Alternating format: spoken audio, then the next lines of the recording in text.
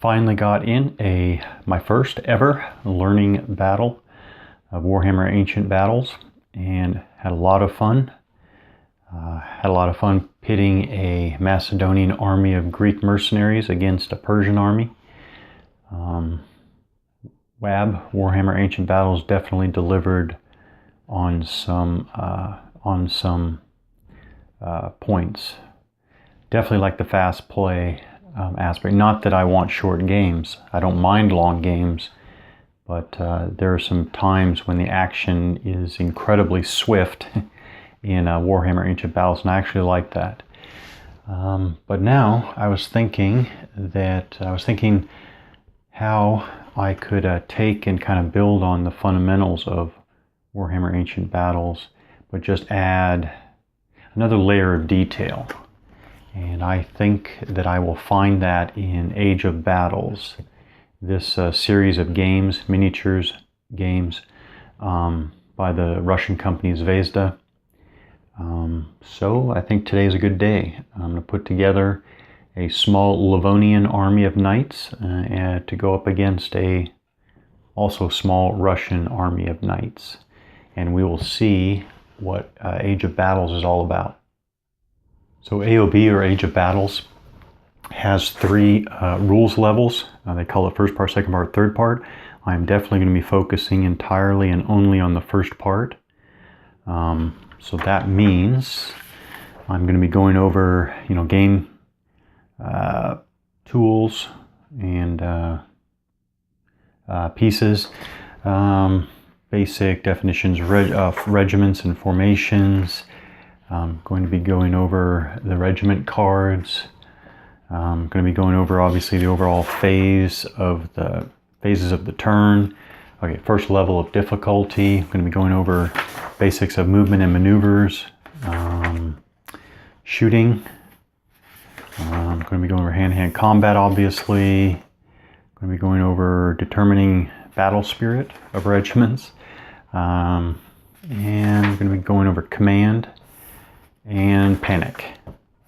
And that's going to take me right up through, through the first level, rules level.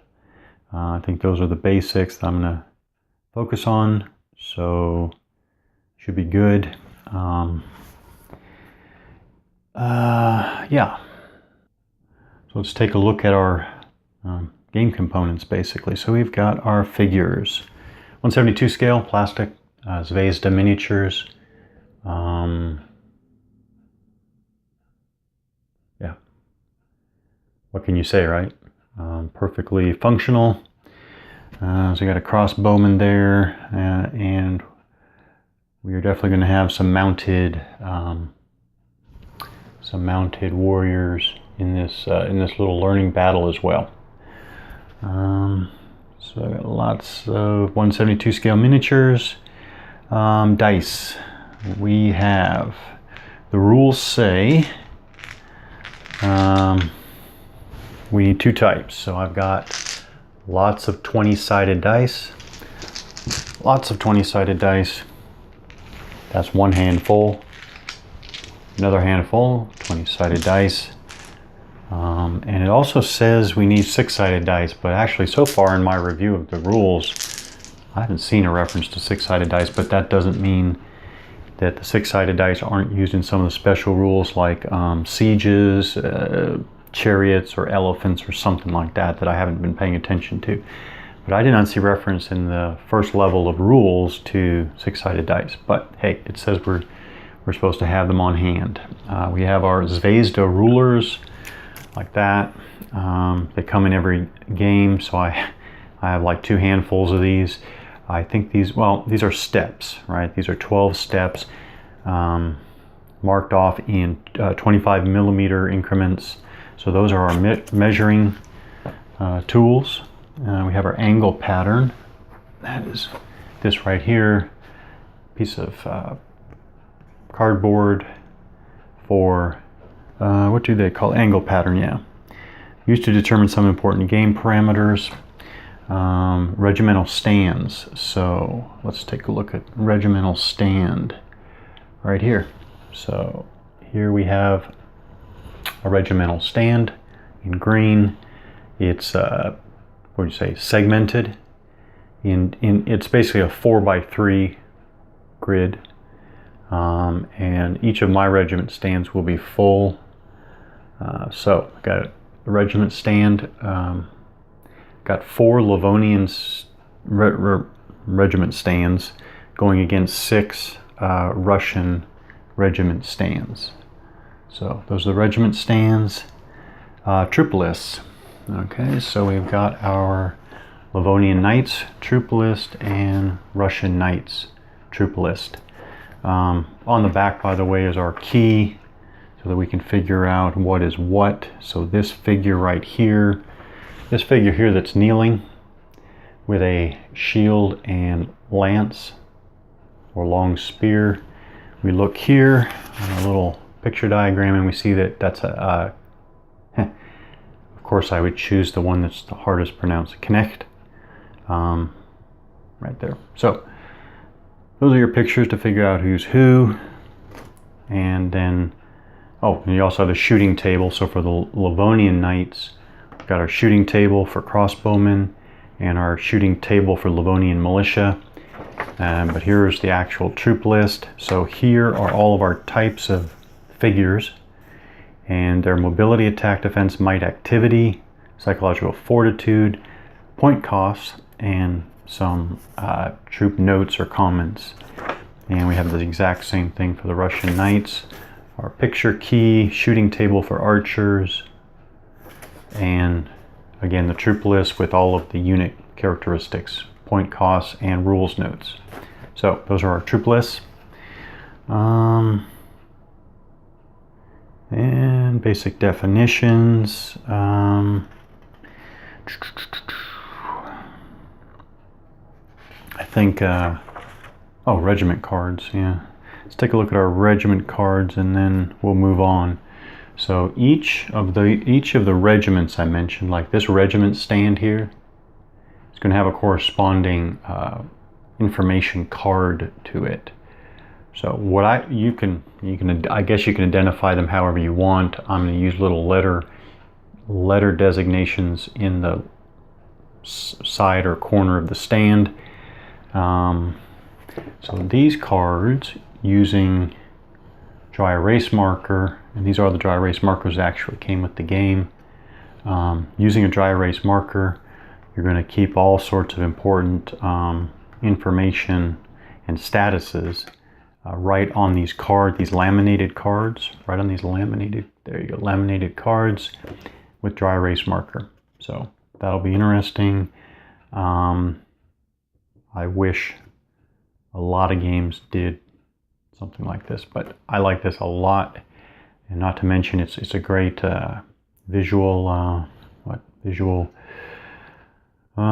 component to the game, so we will be using those. And I think that's enough of the components. I'm just going to be using, again, as a learning game, I'm just going to be using flat grassy terrain here. No terrain for this game, but with all of the different Zvezda games that I have, putting together all the terrain stuff, it's actually not will not be that hard to upgrade to putting some basic terrain on the battlefield, but we'll save that for a future game. So this is the 3rd edition rulebook for Age of Battle series. Just one note on this rulebook before we move on. I am going to I'm going to forego reading anything from this rulebook, because actually, although I don't consider it a problem really whatsoever, understand that this Zvezda is a Russian company, and this English rulebook is pretty poorly translated. Many sentences, many terms used are awkward English, to say the least. It can be quite a challenge to figure out sometimes what is meant, and use of terms is nowhere near rigorous. But it all comes down to it being a incredibly amateurish translation of the rules. So I will not bother doing any reading from the rule book. I'll just go over basic rule books, or basic rules as I understand them, as I use them, as I go through them. So I guess I'll quickly go over the Livonian army. The Livonian army are all in this silver. This unit is actually a mixture. It's a front row of the Knicks. The second row is made up of the Livonian militia, and the third row is made up of the crossbowmen. This is the one thing that I didn't want to do right off the bat, but I'm going to go ahead and do it. I really didn't want to deal with a regiment of mixed unit types, or soldier types, unit types. But this is the one that I'm going to experiment with, how to basically play with the different unit types in the same regiment. But I designated it P, so I'm going to go ahead and put a P on this. This is that regiment's regiment card. Next we have, I guess the next dismounted regiment is this one right here. These fearsome looking guys right here are, they are order infantry. They're called order infantry. All one type there. And they are Regiment F. So there's their regiment card. Next, the first of the mounted units right here. Yeah, I have to correct myself. Actually, this is the second mixed unit. This is actually, so you have 6 of the mounted figures there. 3 of them are, well, these guys with the lances are mounted sergeants. So we have 3 mounted sergeants. 3 mounted sergeants and 3 these. All right. Our first soldier showed up drunk for the battle. All right, this guy is a, actually it's mislabeled here in the picture. He is actually a sword bearer. So there's a sword bearer. This is a great looking figure right here. So sword bearer. All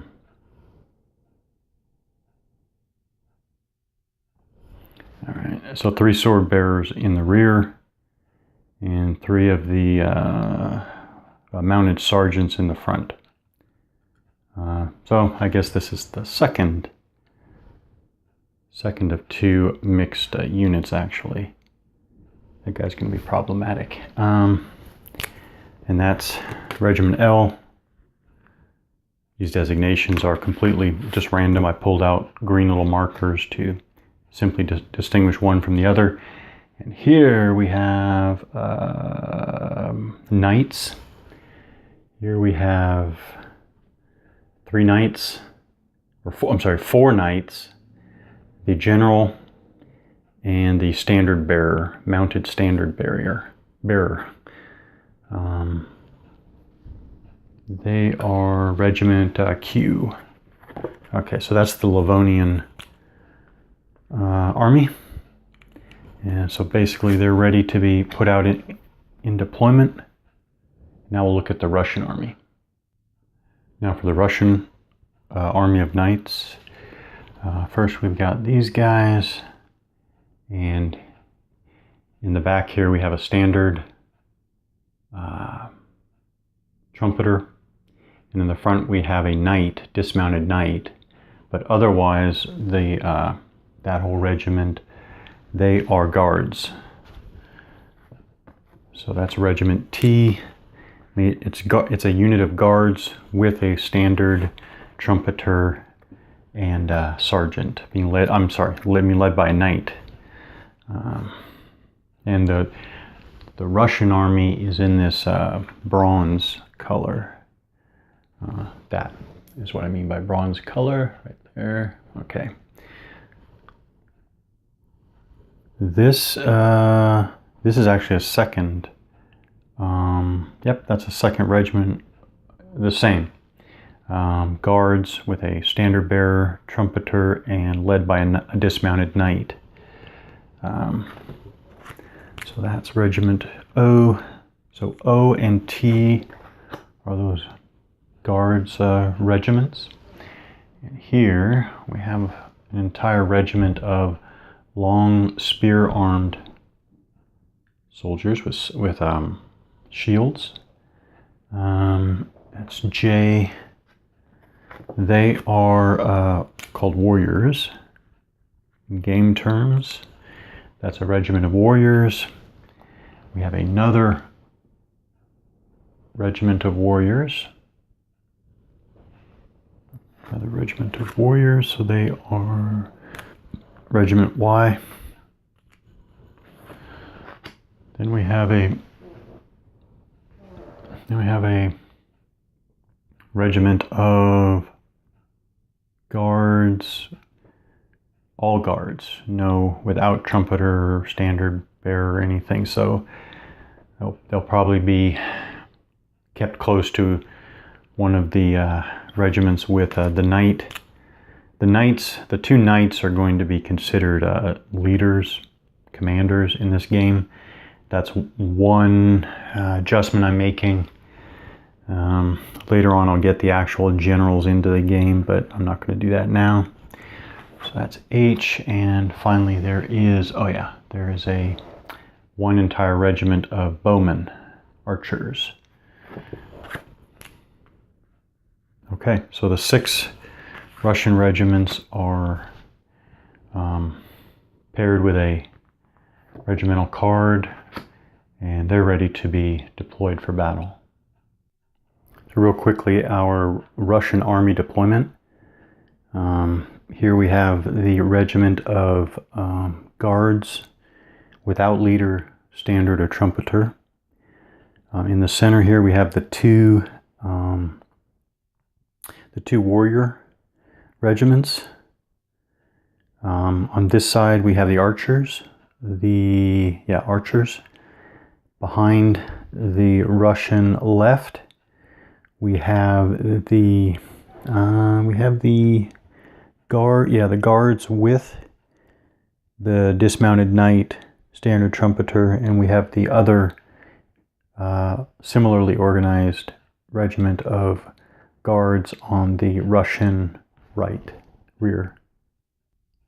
The Livonians have their mounted regiments on each flank. The general with a mounted standard bearer on the right. Here we have the mixed militia,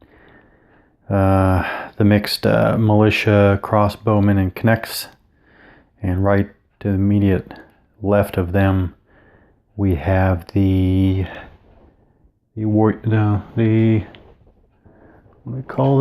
order infantry. So 4 regiments tight, mounted units on the flanks. So the overall phases of the turn are movement, followed by shooting, followed by hand-to-hand combat, followed by a phase called end of move. So at the beginning of the movement phase, we're going to roll 20-sided dice to see who has the initiative. Go ahead and do that. The Russians roll a measly 1, and the Livonians roll a nice healthy 19. All right, so the Livonians are going to move first. So the steps of the movement phase are move and gather panicking regiments. Don't have those at the start. We just determined initiative. Next, we're going to declare attacks by the first player. Then we're going to declare attacks by the second player and attack, and then move regiments after attack. Okay, let's do our movement first, and we'll go from there. All right, we'll start off nice and simple. The Livonians are going to charge with their left.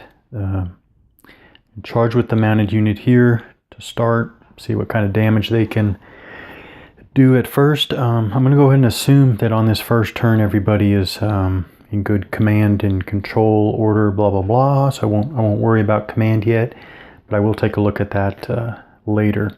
So we're going to figure out what kind of movement capability this mounted Livonian Knight unit has. So again, this is the mixed unit. It has, in the lead, it has 3 of the mounted sergeants, and in the rear it has 3 of the sword bearers. Now, right away we know, as you might expect, it's going to move at the slowest speed. So let's figure out kind of movement capability each of those has. The mounted sergeants have a movement of 10, yeah, and the sword bearers have a movement of 8. So the regiment as a whole is going to have a movement of 8.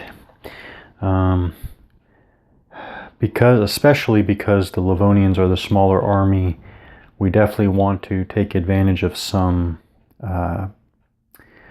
flanking maneuvers. So they are going to try going out to the left flank so they can come back in and hit the Russians on their flank. So the regiment as a whole has a movement of 8 of these steps, 8 steps. Remember, this is a 12-step ruler. So I'm going to start pivoting on the outside. I'm going to pivot 2 steps like that. 2, 3, 4, 5, 6, 7, 8. Like that. So first move of the battle. After looking at my troop list, I know that these 2 dismounted regiments as a whole have a movement of 4. I'm going to go ahead and move up so that at least mounted units there are not completely exposed on the flank. They move up 4. Like that.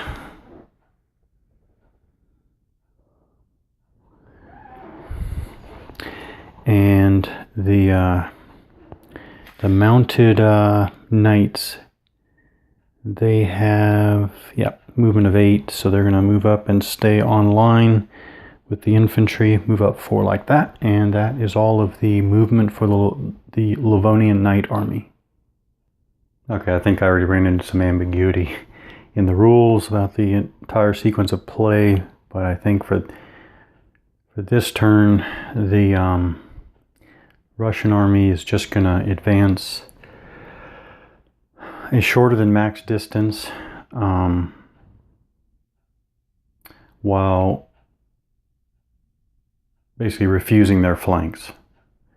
And then we'll go from there. Basically, all of the Russian foot here move 4, except the archers can move 6 if they want, the archer regiment there. So the Russian center, their warriors advance 3 steps, archers advance 2 straight ahead, and the guards, this guards regiment started to pivot out a couple steps. Okay, so things were getting a little confusing. I don't know to what extent it was the oddly written rule, oddly translated rules, or if it was something else. So I'm thrown back on the standby approach of just starting over, going through step by step and seeing how this stuff actually fits together. So a turn is supposed to be movement, shooting, hand-to-hand combat, and end of turn phase. Back to the movement phase. The movement phase is supposed to be taking care of panicked units. We don't have any panicked units yet. Determining initiative. Okay, so the Russians roll a 1, and the Livonians roll a 16. So the Livonians have the initiative. Now it's declare attacks. Declare attacks.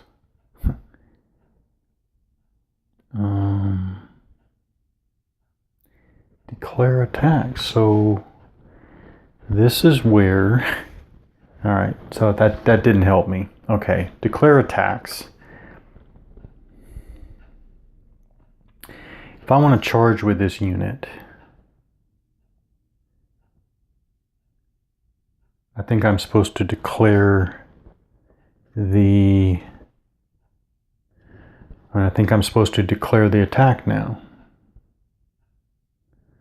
Now, let's try it. So he's going to charge. Oh, I know what the problem was. The problem was if this unit, I'm not going to do it, but if this unit was going to charge the archers, I declare the attack,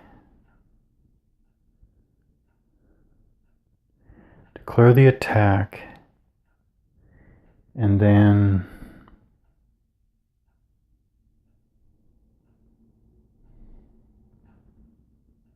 at the end of the movement phase, move regiments after attack. When did they charge? If they charged at the end of the movement phase, then the archers never got to shoot at them at all, because I looked for that. I didn't see where the bowmen, the archers, get to shoot at the charging cavalry before they're upon them. That did not clear up anything. So, declare attack. The first player declares which regiments attack and their targets. These ones. Mounted Livonians attacking that Russian unit. Attack. And then it says attack. Attack with what? Unless that means just regiments that are already engaged in combat. But there's already a hand-to-hand phase. All right. Hang on. Okay, I have no way of proving this at all, but I'm sure that the actual way to play the game is super simple and straightforward, but bad rules translation is making this way more confusing, I'm sure, than it has to be. Okay. I'm only dealing with the first step of the rules, which is like the first section, first level of rules. Nowhere do I see any reference to charging. So, charging must just mean an attack done during the movement phase, as opposed to an attack done during the shooting phase, or an attack done during the hand-in-hand combat phase, I guess. Okay, so if that's true, this attack is clearly a movement attack.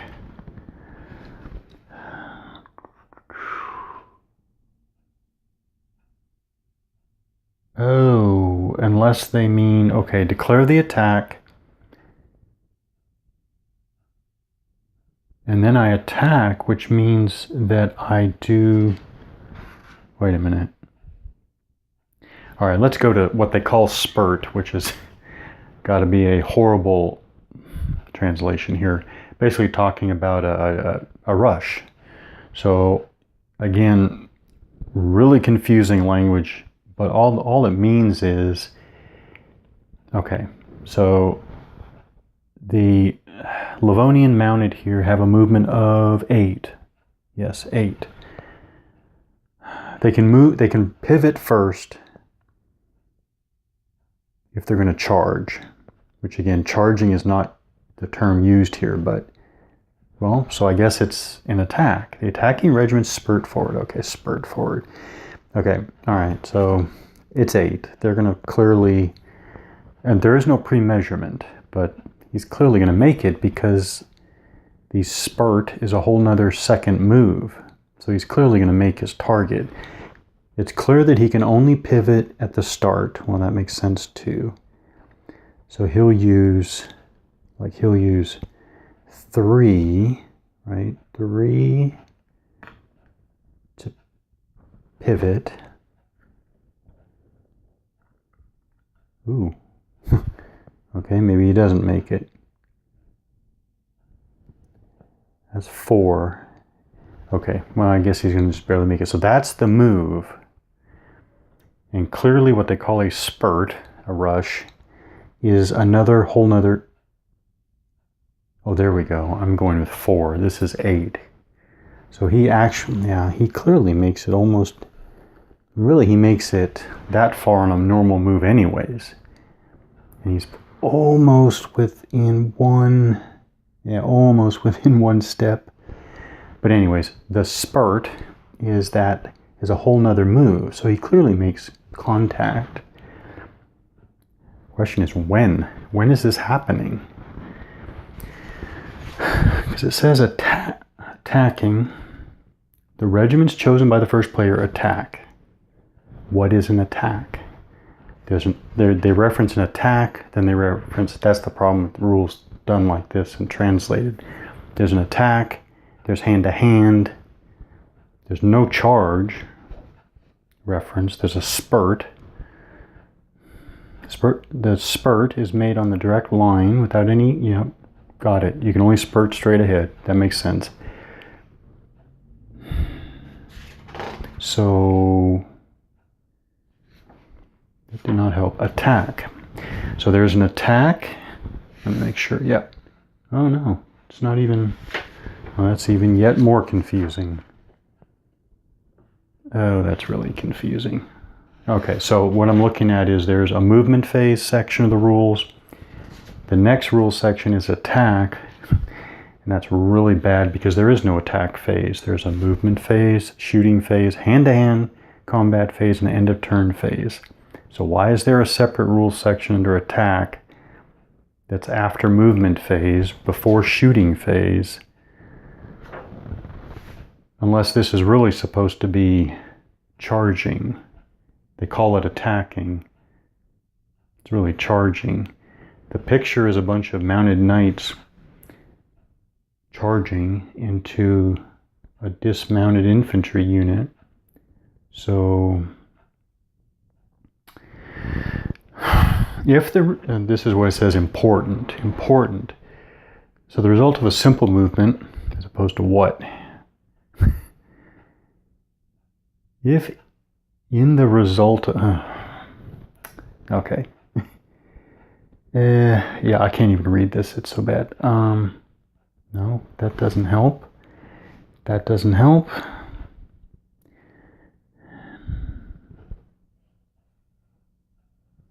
It says regiments that have not declared an attack. Well, he did declare an attack.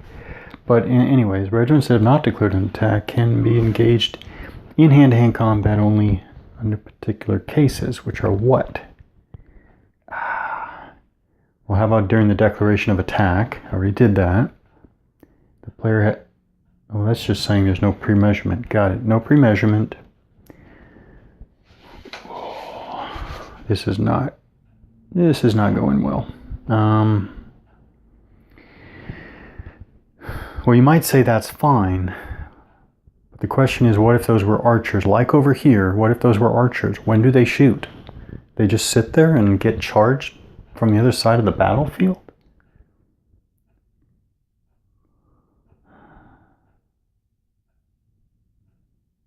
That's really bad. So the first player declares attacks and attacks. The second player declares attacks and attacks, but that's just the return attacking, I think.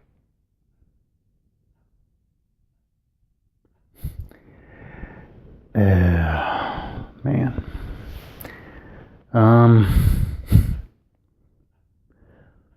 Wow.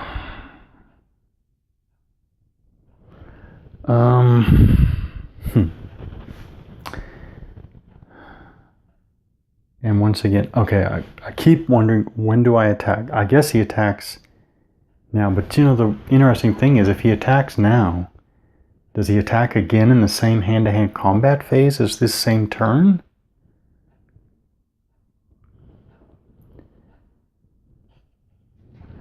And actually, while we're at it, well, you certainly cannot shoot when you've moved.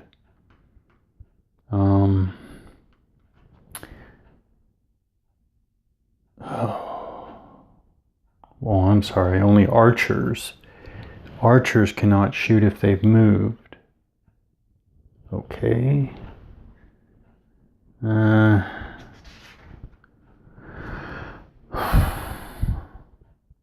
mean, so if there's attacking during the movement phase, why is there hand-to-hand combat phase? It says to start a hand-to-hand combat. Regiment must approach the enemy for 1 step or close. Okay, must get within 1 step.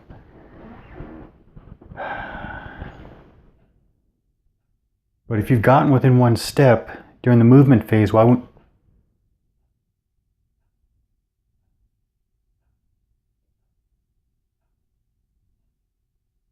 Why are you attacking during the movement phase at all? Why are you attacking? Declare attacks, attack. Why are you attacking during the movement phase if there's another hand-to-hand combat phase?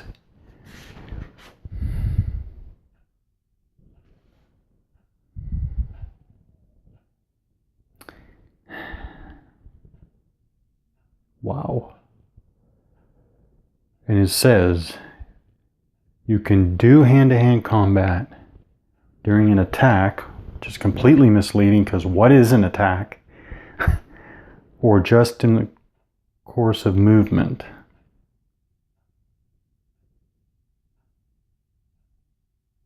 So can you do hand-to-hand combat in both? Wait, once again, why is there even a separate hand-to-hand combat phase if you're attacking during the movement phase?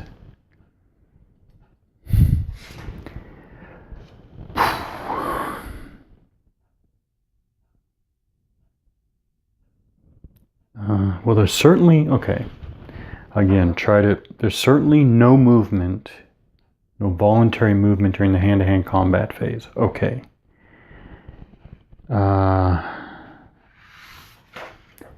Well, does that mean that the attacks referenced in the movement phase are only... It's not clarified this way, but does that mean that these are only the attacks that result from the movement done this phase? But how can you do that? You move at the end of the phase. After all attacks. Moving regiments after attack, which is kind of misleading. I guess they mean, unless they just mean declare your attacks, then do your movements that you intend to result in attacks, which is kind of like charging. Then you do all other movement. In other words, all movement that is not going to result in attacks. Well, not in this phase anyways. I guess you could move to within 1 step and then you're conducting hand-to-hand in the later hand-to-hand combat phase. Okay. If that's the case, that kind of makes sense, except once again, why is there no shooting for the archers against the charging knights? I don't know. Maybe that's handled in some other way in some other part of the rules. So they declared that attack. Yes. They're attacking.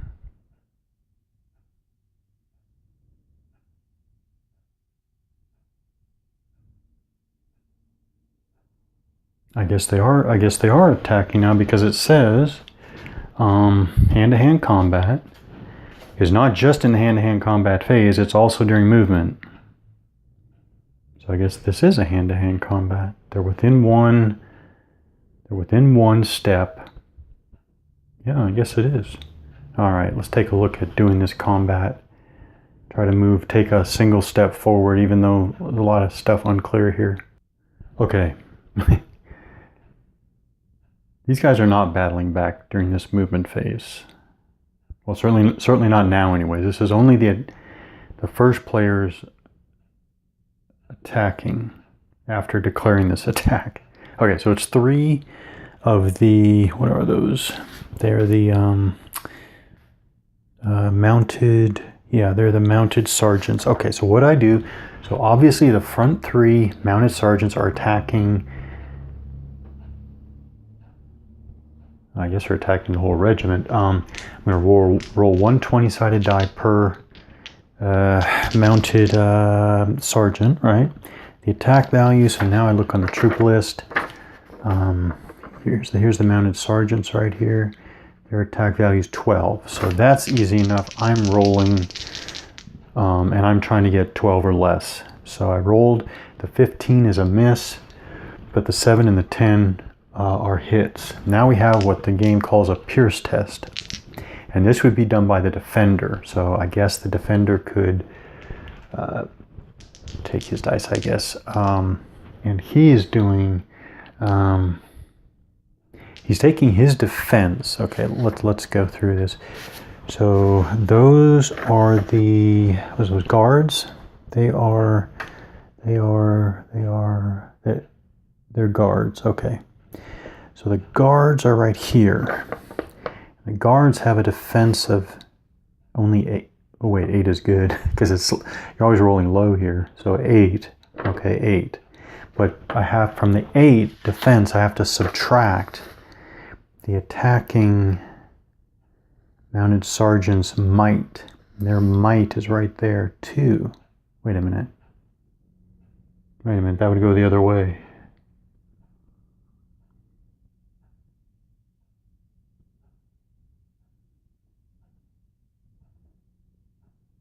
Oh yeah, wait.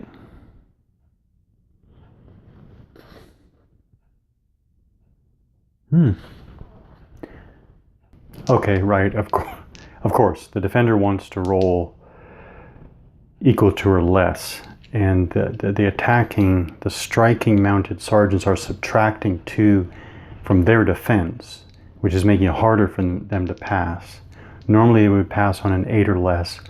Now they're going to pass on a 6 or less. Okay, so they succeed with 1. So the 9 here is a hit. Okay, so I do believe we just take casually off there, and we'll figure out what we do with him.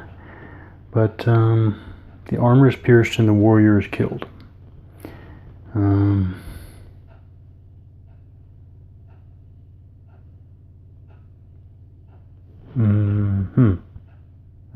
Okay. I'll conclude this video here, and we'll pick up in a future video.